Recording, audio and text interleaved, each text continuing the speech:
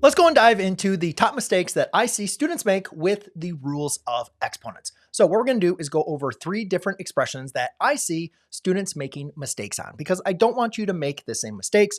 Some of these mistakes are just simple, just a little mind fart, and then some of these are a little bit more serious. So I want to make sure I dive into exactly where we're making those mistakes, as well as give you some tips to be able to understand what rules of exponents we are violating and how to not make that mistake.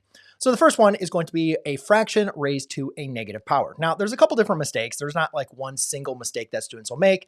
Sometimes they'll distribute it just to the numerator. Sometimes they will make it actually a negative fraction, or they will even reciprocate it, which is the correct idea. But the correct answer, ladies and gentlemen, and the thing I want you to remember, whenever you have a fraction raised to a negative power, all you simply need to do is reciprocate the fraction, and then you can raise it now to a positive power. Now, why exactly does this work? Well, there's a couple rules we need to understand. The first one is going to be what we call the power to quotient property. What the power to quotient property tells us is when we have a quotient raised to a power, we need to distribute that power to each of the terms inside, as long as they're separated by division or multiplication, which would be the power of quotient property.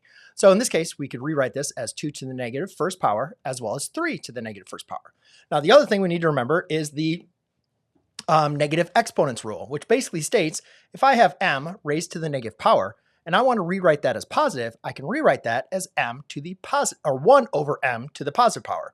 Or if I have 1 over m to the negative first power, I can rewrite that as positive as writing it as the reciprocal. And you can think of it as over 1, but we really don't need to write it like that. So if I use the power to quotient property, I have this. And then if I use the rule of negative powers, then I can simply just rewrite this as 3 over 1 and 2 over 1, and then just go back to exactly what I had in the first part, which was 3/2 over 1. Okay, so a common mistake, students see fractions, they get mixed up. Just remember, when you have that fraction to the negative power, just flip it and you're good to go.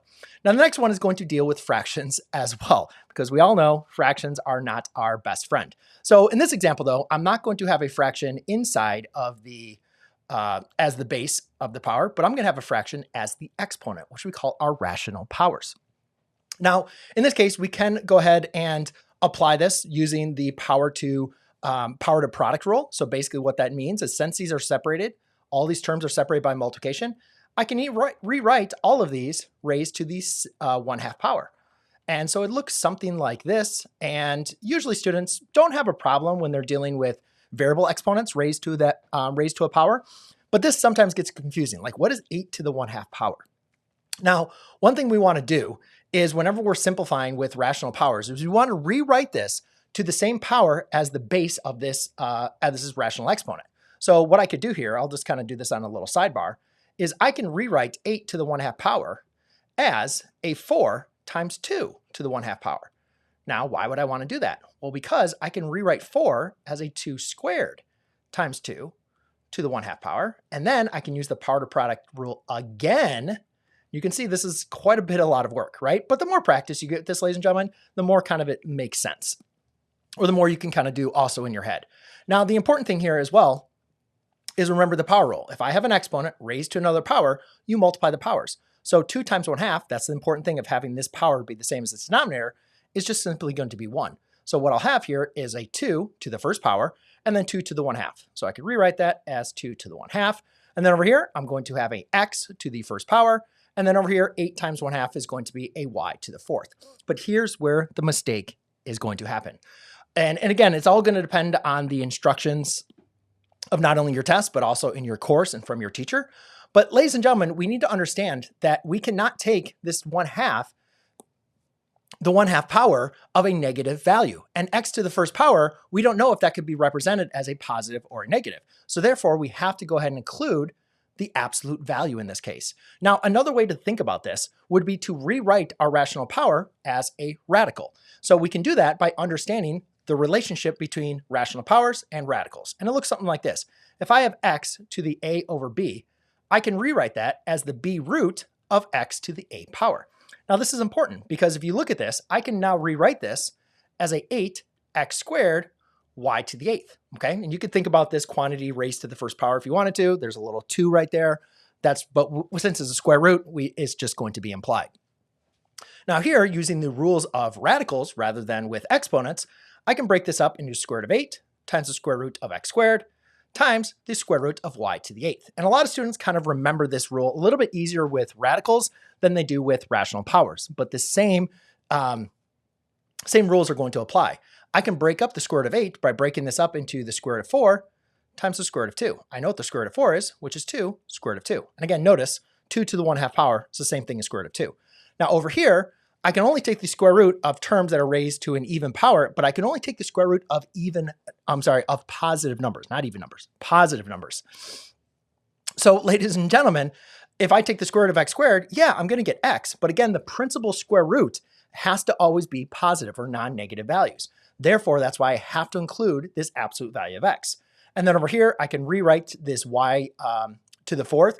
I can rewrite this as a y to the 4th squared. And then taking the square root of that, I'm just going to be left with a y to the 4th, which is the exact answer I had over here. So again, the mistake that students will make is forgetting about the absolute value. Again, it will depend on the instructions that your teacher is going with, but make sure you include that. And again, a way to avoid that or to kind of look at it in a different manner would be to be using your square roots when possible, or your rational powers. Because again, anytime you have an even index, square root, 4th root, 6th root, right?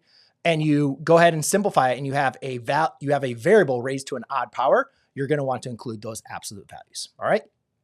All right. The last one that students will make mistakes on is going to be when I have something like this. It looks like I did it, but I forgot to over here to erase that.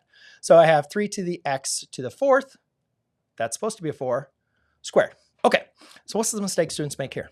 Well, the first example, we talked about the power to the quotient property. In the second example, I talked about the power to the product property. In this example, we not only have a product, we also have a quotient. Okay, so we need to make sure we apply the power to the product as well as the power to the quotient property. The easiest way I explain this to my students, as long as our terms inside of our parentheses that's being raised to our power are separated by multiplication and division, then just go ahead and simply distribute your power to every single term. So it's going to look something like this: 4 squared times a y squared squared divided by a 3 squared times a x to the 4th quantity squared. Okay, just make sure you do that. Now, what are some of the mistakes that students will do?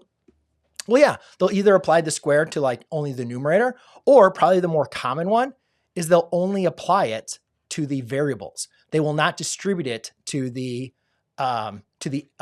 numbers. They'll just go ahead and do it to the variables. So don't do that. Okay, we got to make sure we distribute this power to everything since they're separated by multiplication and division. Now we just need to go ahead and simplify. So a 4 squared is going to be a 16. Y squared squared, again, when you have a power exponent raised to a power, you multiply the exponents. So that's going to be a y to the 4th. 3 squared is going to be a 9. And then x to the 4th raised to the 8th. 4 times 2 is going to be an 8th. Now, again, a couple other mistakes that students will make is we'll try to simplify these. Remember, guys, we can only apply the rules of exponents when our bases are exactly the same. So since y and x are different, we can't simplify this any further. And then we can't simplify the 16 over 9 any further. There's no number that evenly divides into our numerator and our denominator to simplify. But again, we won't divide students. We'll still try to do that, which you want to do. But if it can't be done, then don't force it. So there we go, ladies and gentlemen. Those are the top mistakes. If you want to see some more videos on rules of exponents or with polynomials, or even some practice examples and worksheets, then check out the description I have for you down below, or the next video I have for you here.